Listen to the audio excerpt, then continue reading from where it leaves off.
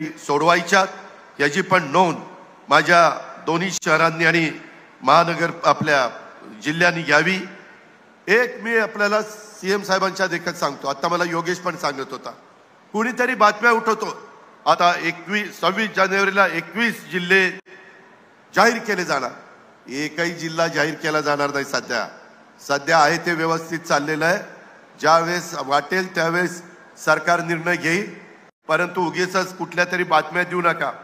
काही बातम्या देतात, परवा काही बातमी दिली, अरे एकनाथराव शिंदेंनी घर खाली केलं तर मुख्यमंत्री तिथं जात नाहीत वर्षावर, त्यांना काय घेणे देणे मुख्यमंत्री कधी जायचं कधी नाही ते। आणि वर म्हणले आता ते पाडायचं आणि तिथं नवीन बिल्डिंग बांधायची।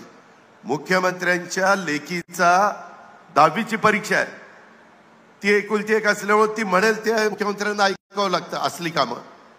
त्याच्यामुळे ती म्हणाली की बाबा माझी परीक्षा झाल्यावर आपण वर्षावर जाऊ।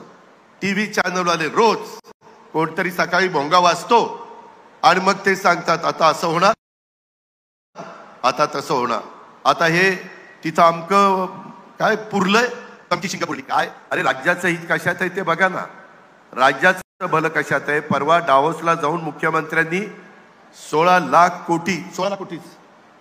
लाख कोटी रुपयाची गुंतवणूक आपल्या राज्यात ते आणतायत। तरुणींना काम देण्याच्या करता ते प्रयत्न करतायत। आम्ही सगळेजण त्या ठिकाणी साथ देतोय आणि काहीतरी अशा बातम्या लावायच्या आणि मग त्या बातमीदाराला विचारलं का रे अशी बातमी लावली, दादा त्याच्याशिवाय आम्हाला टीआरपी मिळत नाही। अरे तुझा टीआरपी मिळायला वर्षा कशाला पाहिजे, ही कुठली पद्धत। त्याच्यावर जनतेहो ह्या पण गोष्टीकडे तुम्ही जरा लक्ष ठेवा। मला जाता जाता एक गोष्ट, कार्यक्रम चांगला आहे, सगळं चांगलं आहे, परंतु मुख्यमंत्री महोदय काय होतंय, आपण एवढी मुभा देता। आत्ताच माझ्या तुम्ही योगेशला सांगितलं दोन्ही